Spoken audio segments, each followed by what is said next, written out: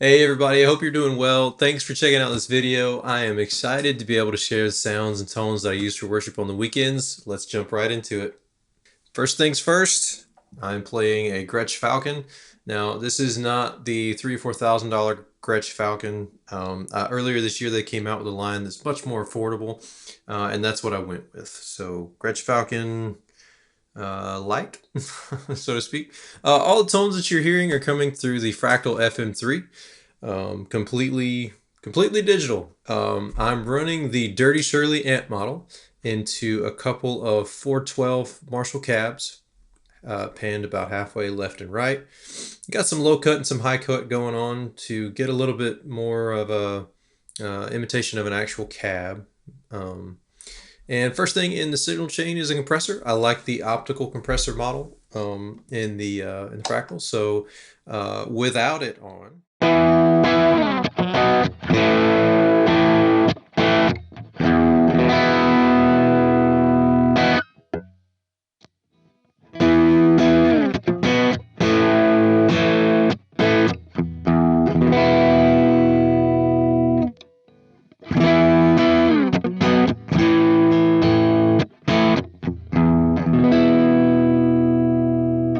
So, with it on.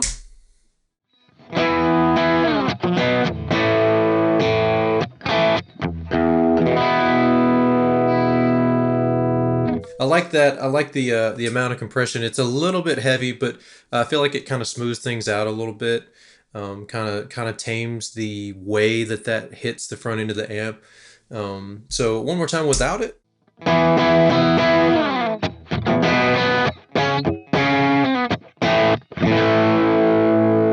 And with it.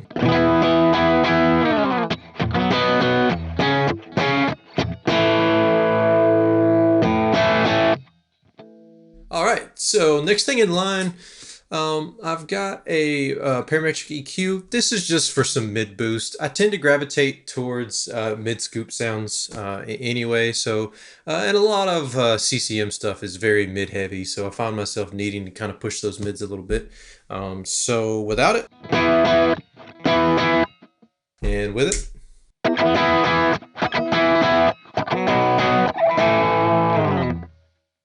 Again, pretty standard, just some mid forward stuff. So as far as drives go, I have my drive block set up here with the Sunrise Splendor model, which is the Morning Glory model. That is my second stage for gain.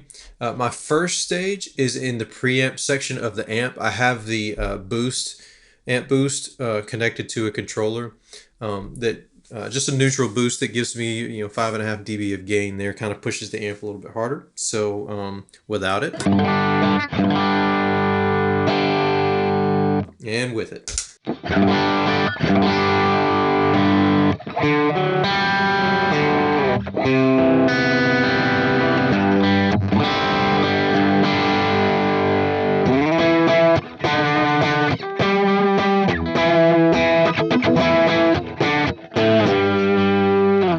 So that's with the amp boost engaged. That's my first stage of drive. Second stage, let's take that amp boost off, is, as I said, the Sunrise Splendor. So that's what this sounds like.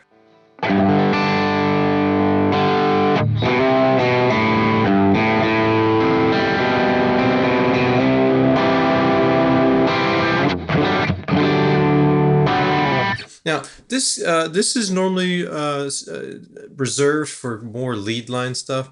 I don't tend to throw this in on too many chord progressions because, as you could tell there, it gets pretty muddy pretty fast. Maybe some cowboy chord type stuff if we're just trying to blow the roof off or something. But that's usually reserved for more lead type stuff. I'll give you a better sample of that sound in a moment when we get to the delays and the reverbs. Next thing is just a volume pedal block, so for expression pedal control. Fractal has a block or an effect in their library called this enhance block. It's really just like a stereo widener, just kind of gives some width and some depth to the sound a little bit. So I run that with the depth kind of low and the width kind of high. It's really just for the ears. I don't know that this will do much in a front of house mix, but without it.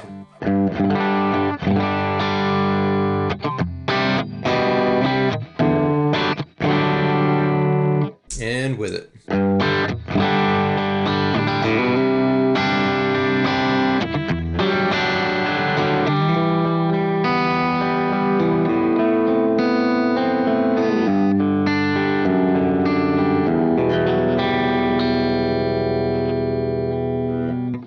Yeah, just add a little bit of width to it, kind of spread some things out a little bit. So as far as effects are concerned, obviously, starting with delay, I've got a dual delay going on, a quarter and a dotted eighth, as per the CCM rule. So that's what this sounds like.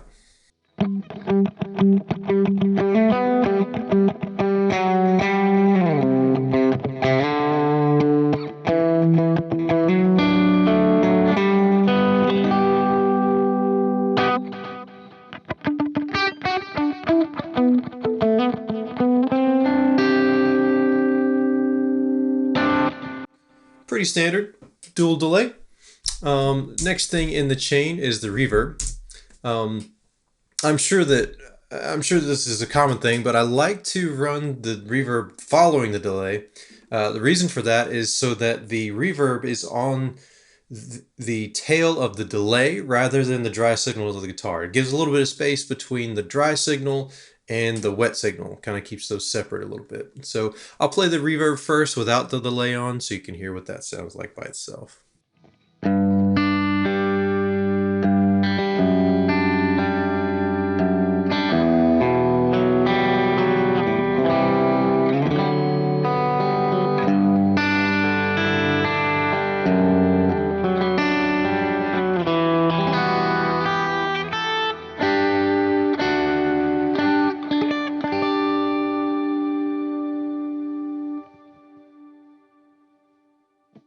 Kind of a nice big ambient reverb.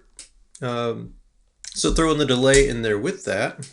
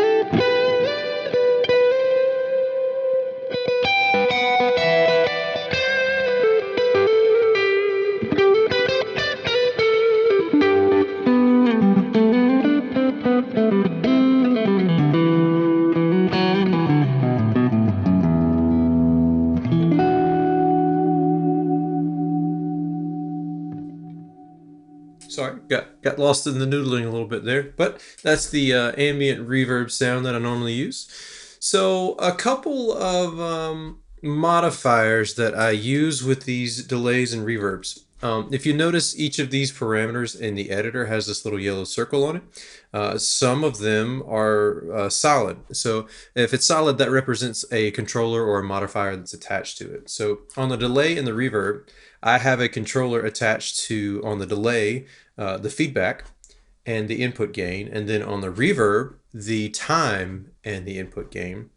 I have the effects running through a parallel path, so that's why I'm using the mix at 100% and the input gain essentially as the mix control. I imagine it's pretty much the same thing either way. So that controller is set up to, when I engage it, it takes on this particular example, it takes the feedback from 28% on this delay to 49%, and it does it over the course of 2 seconds. So I've got the attack and the release time on this controller set to roughly a little over 2 seconds here. So essentially what happens is instead of like when you engage that block, instead of it just, blowing into reverb, there is a gradual increase of that mix or that feedback that kind of gives you this bloom effect. And I've just never really been a fan of engaging a delay and a reverb and you just get this big burst of sound from it. I also use that as my swell sound once everything is up to the second parameter on that controller. That is my swell sound. But I also use it to, if we're coming down out of a big moment and coming down into something low, I'll engage the switch to create this big bloom at the end. So I'll give you an example of what that sounds like.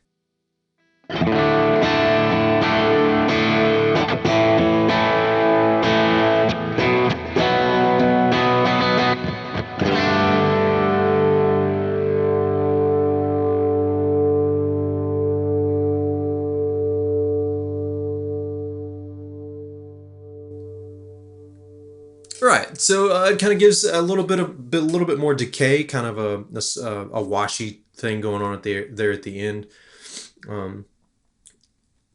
It's not the most pronounced thing in the world, and it probably in my mind it really shouldn't be.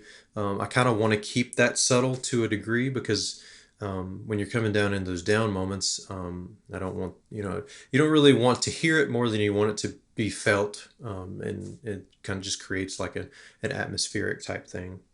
As far as the swell sound is concerned, here's what that sounds like.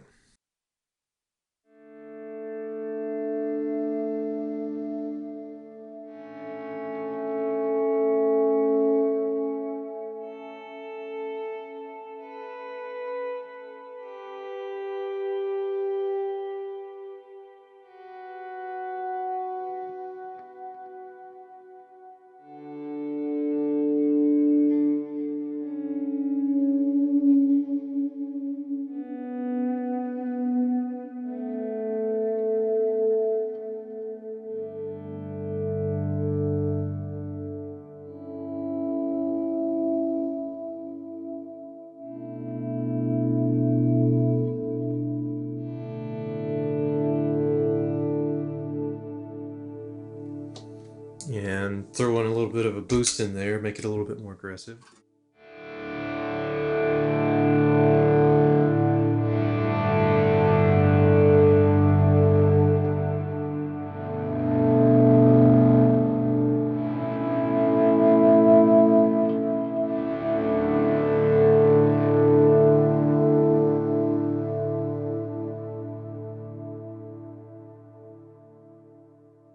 All right, so those are the main tones that I use. Every now and again, we'll get a song that calls for something different or that I don't have in this patch, and I can come and throw it in and use it for that particular song.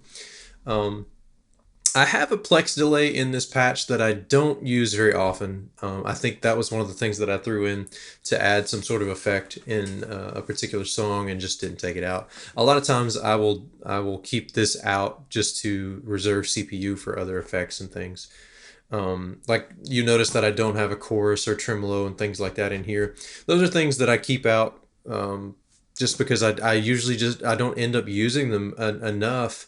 And when I do need them, it's easy enough to come and add them back in later. All right, so I said earlier that I would give you guys a sample of the drive sounds using the reverb and the delay, because if you know anything about CCM guitar, it's all about the reverb and the delay when you're engaging drives and stuff like that. It's creating this giant wash and whatnot. So here's what that sounds like.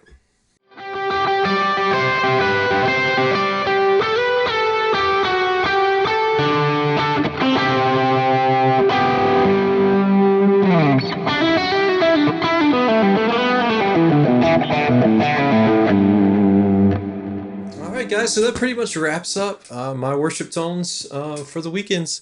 Again, not very complicated, and most of the time I don't think it really needs to be. I like to spend more time practicing than I do worrying about the tone being perfect and spot on. And I think you come out with better results that way. I think you also honor the Lord more by playing your parts well. So Thanks for watching. Hope you enjoyed it. And happy worship tones.